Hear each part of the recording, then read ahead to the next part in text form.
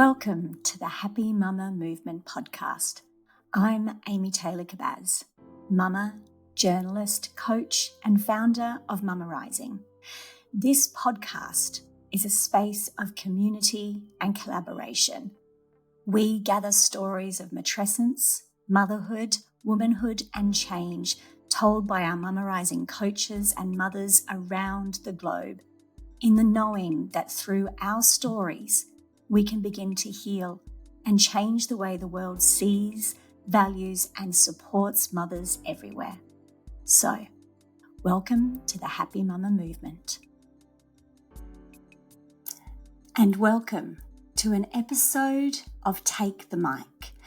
Take the Mic is an initiative of Mama Rising to hand this platform and this microphone over to one of our amazing Mama Rising coaches and facilitators around the world to give her a chance to share her story of matrescence and motherhood, the stories of the mothers in her community, so we can all hear each other's stories, heal together, and change the way the whole world acknowledges matrescence and motherhood.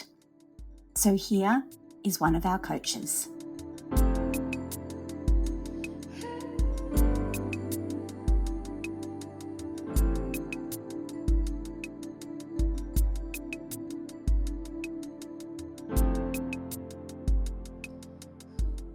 Before I introduce myself, I wanted to say what an honour and privilege it is to have this space and platform to share my wisdom, knowledge, and my story. So my name is Kelley, and I live in Geelong, Victoria, Australia, on 2.5 acres of land with our fur baby Coco, our chooks, and we're surrounded by nature and wildlife. So at the moment, my family consists of my husband. We were recently married in March, and my 2 kids.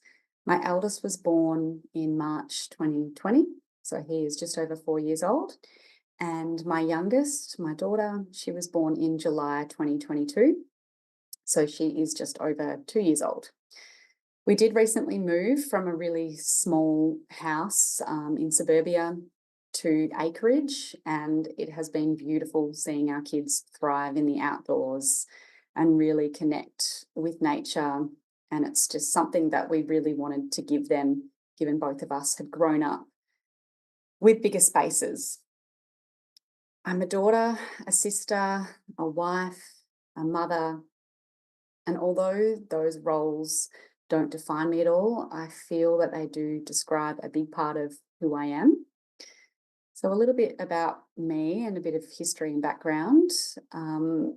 I grew up in a regional place in Victoria, and I do remember from a really young age always being invested in my health and fitness and well-being, from the days of getting up super early with my dad and doing aerobics on the TV, to hikes and walks out in nature, to my teen days of playing netball at a really high level until I was injured and I could no longer play, which upon reflection gave me the space to pursue other wellbeing areas of interest, such as yoga, Pilates, meditation, and those more slower, grounding, nourishing practices, which I really do bring a lot into my mothering and my one-on-one work with clients at this day and in this present time.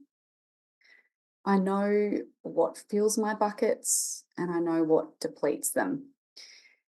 And I do really engage in practices that nourish me, whilst acknowledging that life can be a lot too. So I really try to meet everything I do with reality, which again isn't always realistic. So my first time journey to becoming a mother was quite different to the norm. When I was around 7 weeks pregnant with my first, I noticed a really black, sinister looking spot on my lower right leg. And I know through pregnancy and hormones that your skin can change, which I had subtly noticed, but this really stood out. So I did have it checked over by a GP, who did dismiss my concerns initially.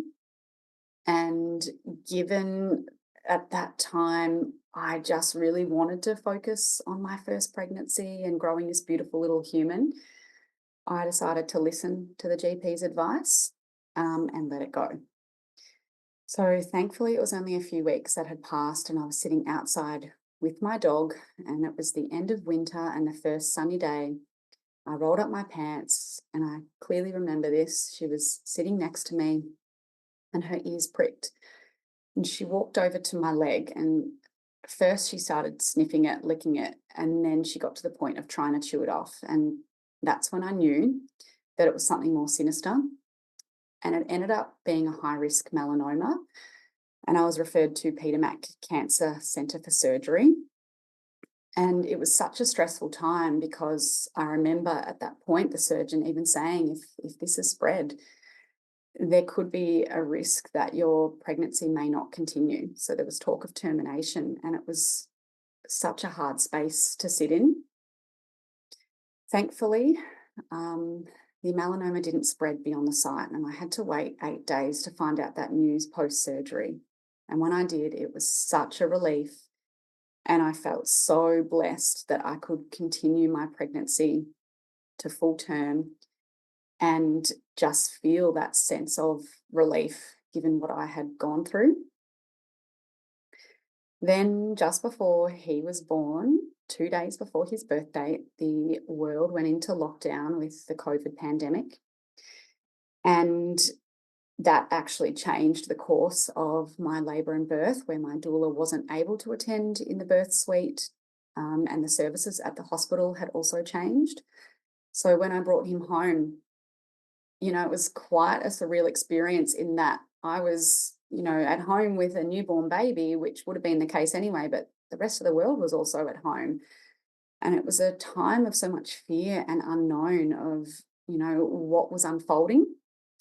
But I do look back on that time and see the bliss in it, where as a family unit, we had the time to spend together without any external pressures or expectations, which was a little bit of a false reality in essence, because with my second, it was the complete opposite when she was born. I was doing daycare drop-offs with my eldest and carrying her in and out of the capsule, having to be at places. So it was a completely different experience. And my transition to two was so much more challenging than when I had my firstborn. And whether that be because of my expectations, which I will talk about soon, but there was a lot of layers to it, and layered as well in the fact that I experienced a lot of grief in my pregnancy with her, where at 5 months pregnant, I lost my mother-in-law to cancer. And the grief was even more profound because my husband and I couldn't attend her funeral. We had COVID, and we didn't want to risk the exposure by attending because there was over 100 people at her funeral and many who were elderly.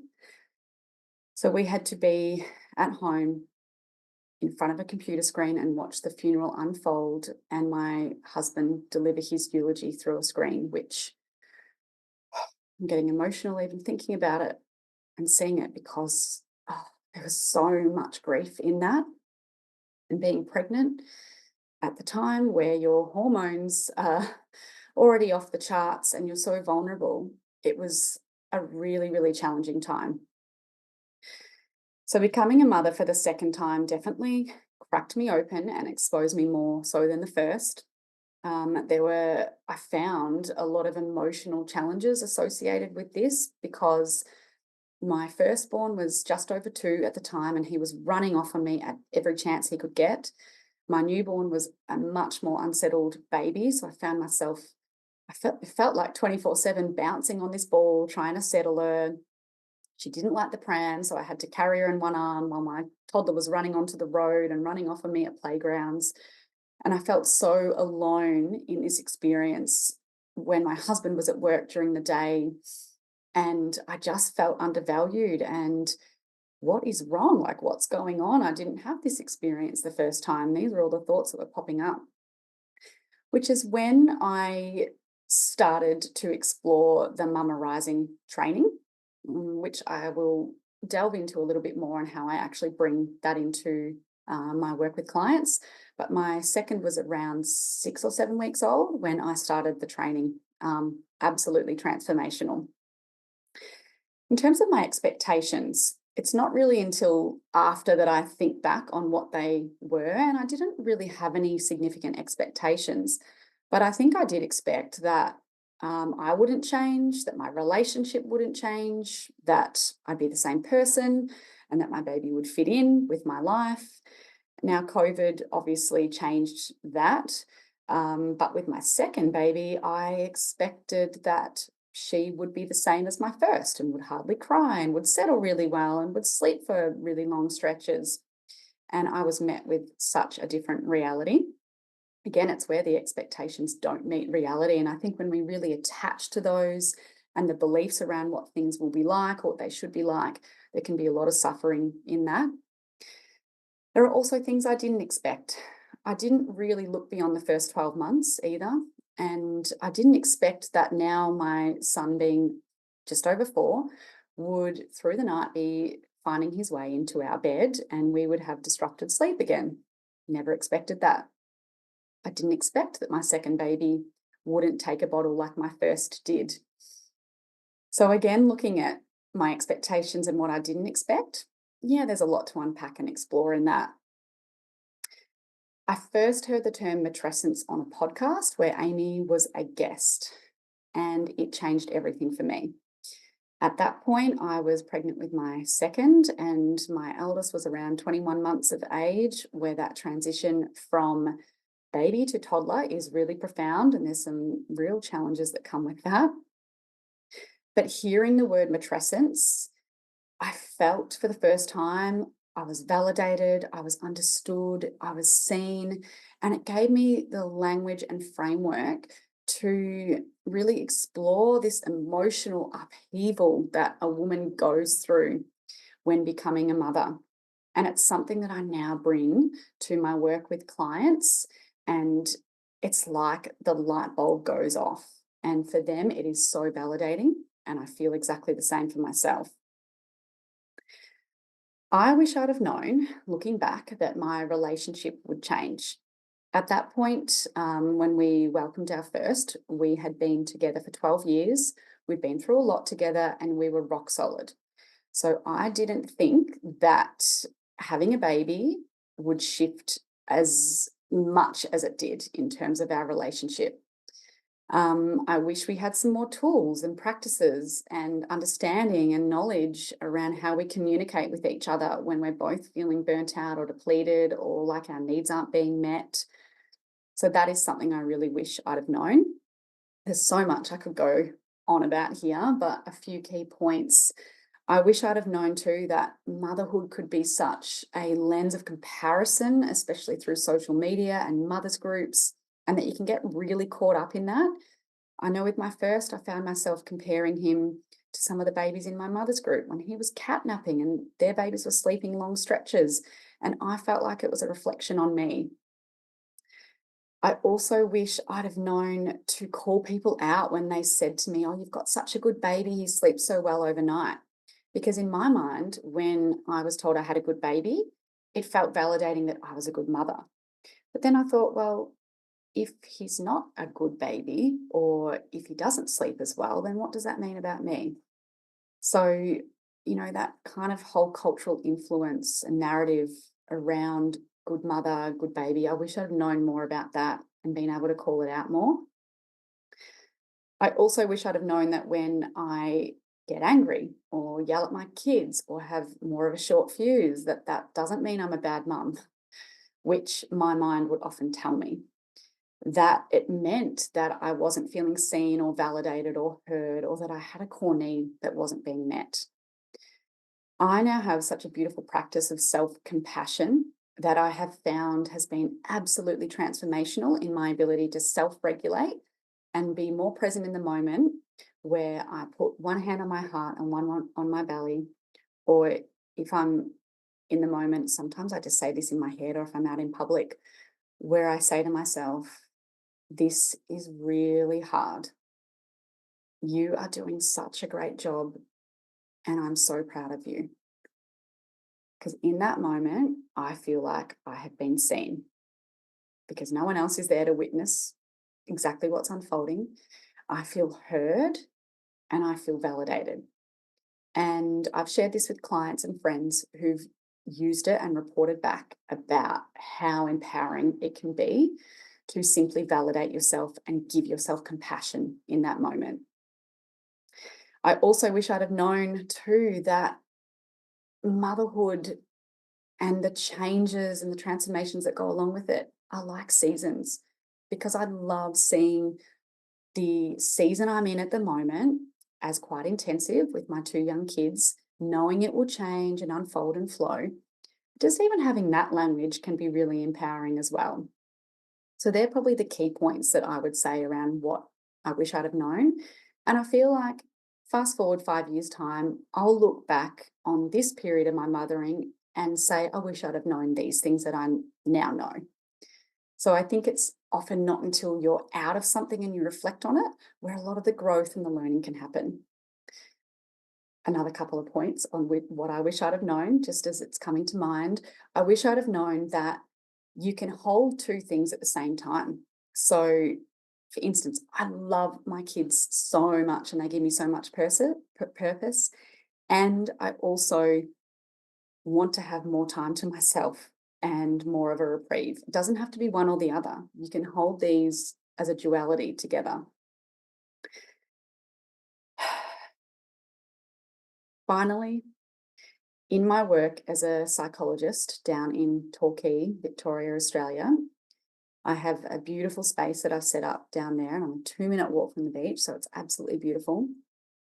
I work one-on-one with clients, women of all ages, but particularly my probably biggest clientele is mothers and women in the antenatal space, so pregnancy, early motherhood and beyond. I also do some corporate wellbeing work too, which I love because I feel like you can get a message out to so many people. And I bring in a lot of the mummerizing principles of support, and that is how I really lay the foundations to work with a lot of my clients. I'm now offering a service for new mothers where I am bulk billing the sessions in that first 12-month period of becoming a mum. But that could be first baby, second, third, or 10th. So it's the age of your child up to 12 months.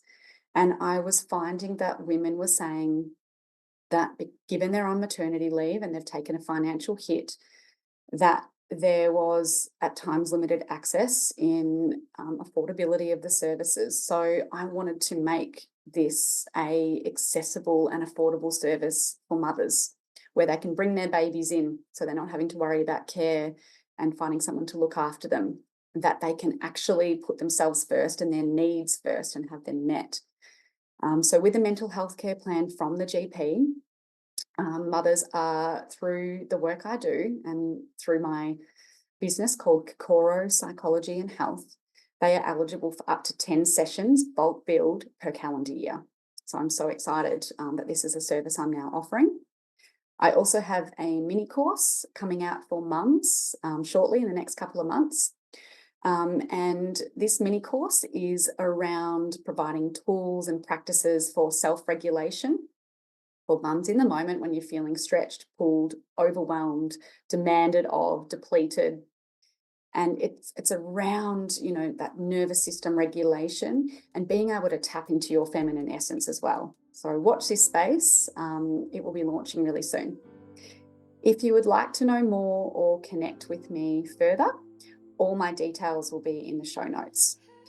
Thank you so much for having me. It is an honor and privilege to share my knowledge, story, and wisdom with you all. Thank you.